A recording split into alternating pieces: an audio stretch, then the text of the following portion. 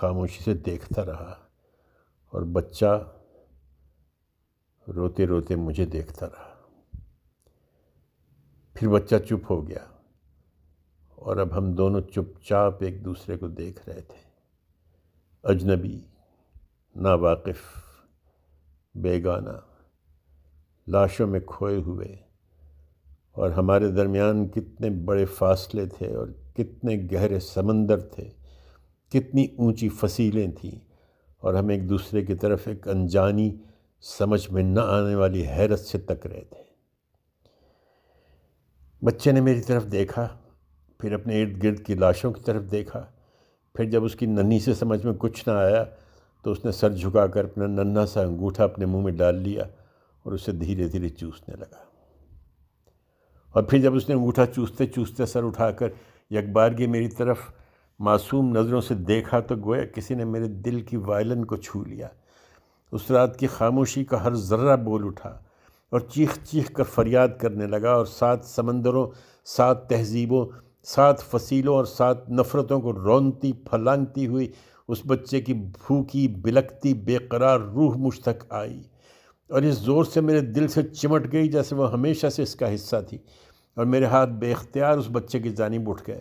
میں نے اسے لاشوں کے انبار پر سے اٹھا کر زور سے اپنے سینے سے لگا لیا اور رو رو کے اس کا منہ چومنے لگا۔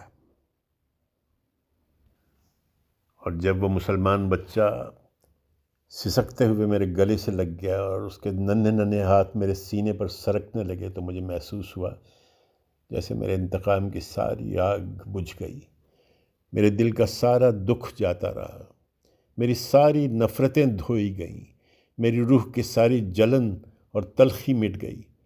اس لمحے مجھے ایسا محسوس ہوا جیسے مجھے میرا بچہ واپس مل گیا۔ میں اس بچے کو لیے کھڑا تھا اور چاروں طرف دیکھ رہا تھا، اور میرے چاروں طرف لاشیں ہی لاشیں تھیں، اور میں نے اپنے آپ سے پوچھا، کس لیے ہم سر بلند ہو کر چلتے ہیں، اور کس لیے ہم اپنی برتر تہذیب کا ڈھنڈورا پیٹتے ہیں، اور کیوں ہم اپنے جرم کا اقبال کرنے سے قاصر ہیں؟ ارے نامکمل ناپخت تہذیبیں اپنے دامن میں کتنے اندھیرے گہرے اندھیروں کو چھپا کر رکھتی ہیں۔ یہ ہندو تہذیب اور مسلم تہذیب، عیسائی تہذیب اور سکھ تہذیب، یورپی تہذیب اور ایشیائی تہذیب، ان چمکتی ہوئی تہذیبوں کے اندر کتنی گہری کھائیاں، کیسی کیسی خوفناک تاریکیاں مستور ہیں، لیکن وہ بتاتے نہیں ہیں۔ وہ جو شب و روز ان تہذیبوں کا ڈھنڈورا پیٹتے ہیں وہ بتاتے نہیں ہیں، اور جو کچھ وہ بتاتے ہیں وہ بہت ہی خوبصورت، پرشکوہ اور شاندار ہوتا ہے، اور کوئی اگر جرت کر کے اس تہذیب کی خوشنما قبا کو ہٹا کر دیکھنا چاہے تو اسے غدار سمجھ کر قتل کر دیا جاتا ہے یا اس کی پیٹھ میں بلم گھونپ دیا جاتا ہے۔ مگر اب مجھے کسی کا ڈر نہیں ہے۔ ان لاشوں پر سے چلتے چلتے یکایک مجھے محسوس ہوا جیسے اب مجھے کسی کا ڈر نہیں رہا، جیسے بہت عرصہ ہوا میں اپنا سر خود کاٹ کر پھینک چکا ہوں۔ اب مجھے شاہراہوں کے ظلم پر حیرت نہ ہوگی، میرے کان اس آواز سے دھوکہ نہ کھائیں گے جو اپنی مخملی جوف میں ایک زہریلا خنجر چھپائے رہتی ہیں۔ اب میں کسی کے گناہ نہیں سونگھوں گا۔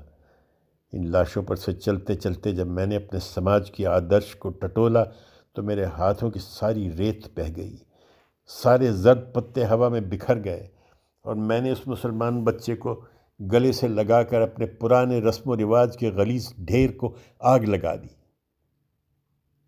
چلتے چلتے مجھے ایسا محسوس ہوا جیسے اب میں بہت مطمئن ہوں اور کوئی میرا کچھ بگاڑ نہیں سکتا، کیونکہ میں ایک سر بریدہ انسان ہوں جسے صرف ایک سبز پتے کی تلاش ہے۔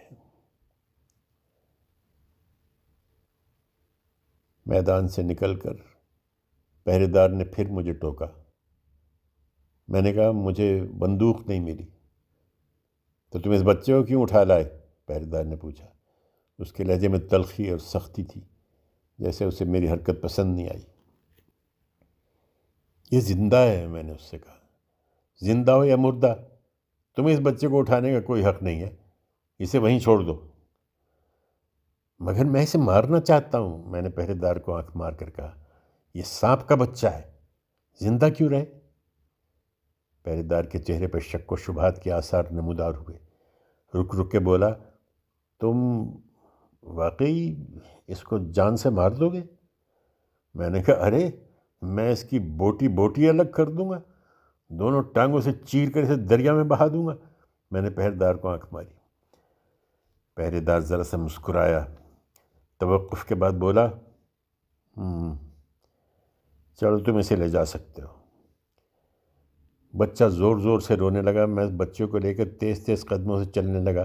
یکا ایک پہرے دار نے پیچھے سے چلا کر کہا، ٹھہرو!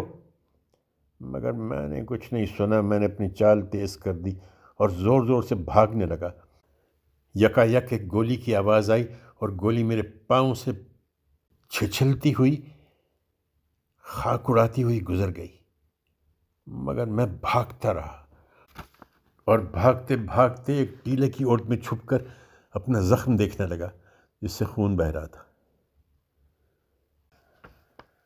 راوی پر صبح ہو گئی اور میں دریا کے کنارے اس بچے کو اٹھائے سوچ رہا تھا، اب تو کہاں جائے گا بیجنات؟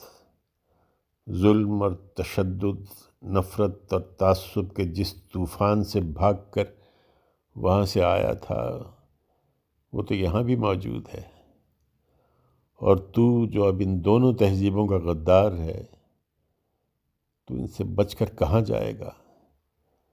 تو اپنا ہندوستان کا رہا نہ پاکستان کا۔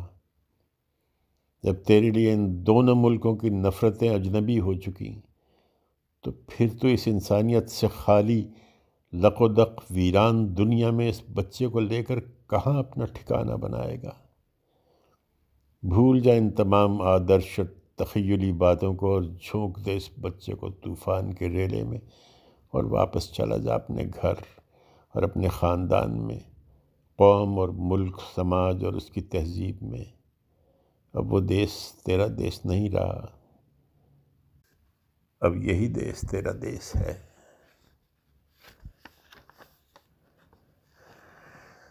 ہائے، کیسے کہوں وہ دیس میرا دیس نہیں ہے؟ اس کی مٹی کا ایک ایک ذرہ میرے دل میں ہیرے کی طرح روشن ہے، اور کیسے کہوں صرف یہی دیس میرا ہے جہاں میرے بہت سے احساس اجنبی ہیں۔ مجھے تو راوی کے اس کنارے میں اور اس کنارے میں کوئی فرق نہیں نظر آتا۔ دریا کے دونوں کناروں پر ریت کے تودے ہیں اور دونوں کناروں پر لاشیں پڑی ہیں، اور بیچ میں راوی کا وہی پانی بہہ رہا ہے جو اس دھرتی پر ہندوؤں اور مسلمانوں کے آنے سے پہلے بھی بہتا رہا ہے۔ اور پھر میرے دل میں اس زمانے کی یاد آئی جو ابھی آیا نہیں ہے لیکن جو آنے والا ہے، جب ہندوستان ہوتے ہوئے بھی کوئی ہندوستان نہ ہوگا، اور پاکستان ہوتے ہوئے بھی کوئی پاکستان نہ ہوگا، کوئی ایران نہ ہوگا، کوئی افغانستان نہ ہوگا، کوئی امریکہ نہ ہوگا اور کوئی روس نہ ہوگا، کوئی چین نہ ہوگا اور کوئی جاپان نہ ہوگا۔ جب یہ ساری دھرتی اس دنیا کے سارے انسانوں کے لیے ایک چھوٹا سا گاؤں بن جائے گی جس میں تمام انسان اپنی اپنی گلیوں میں رہتے ہوئے ایک دوسرے سے محبت اور الفت، ہمسائیگی اور آزادی اور برابری کا برتاؤ کرتے ہوئے امن اور چین سے رہیں گے۔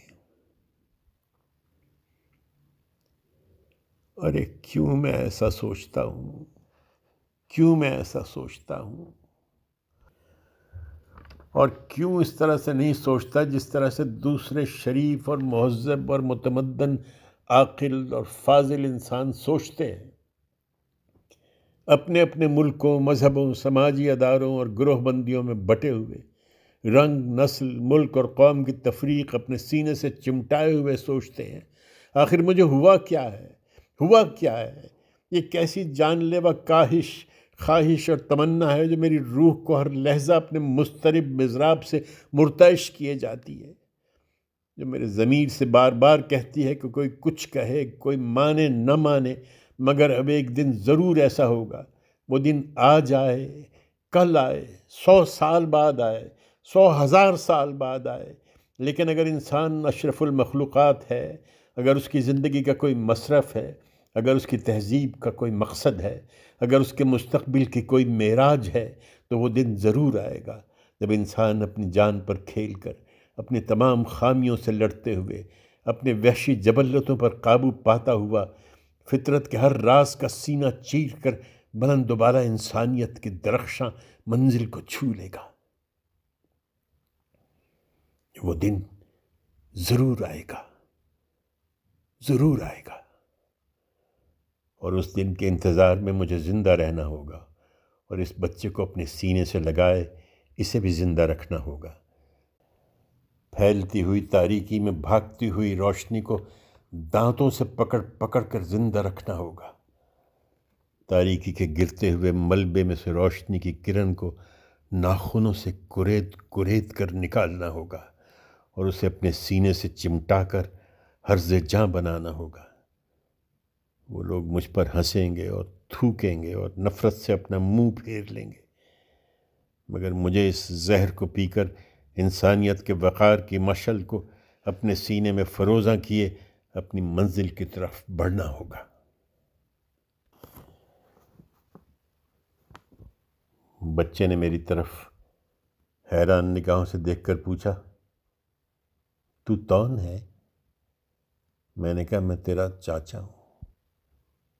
چاچا؟ بچے نے ڈرتے ڈرتے پوچھا، تو مجھے روٹی دے گا؟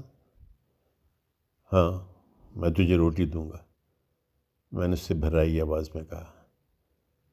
روٹی جو ہم دونوں میں مشترک ہے۔ اور پھر میرے چاروں طرف دریا کے اس کنارے سے اس تک روشنی چمک اٹھی۔ میں نے بچے کو دونوں ہاتھوں میں اوپر اٹھا کر اس کے گالوں کو بوسہ دیا، اس کی پیشانی کو چوما، اور اسے اپنے کندھے پر بٹھا کر امید کی اس وادی کی طرف چلا گیا جہاں سورج کبھی نہیں ڈوبتا۔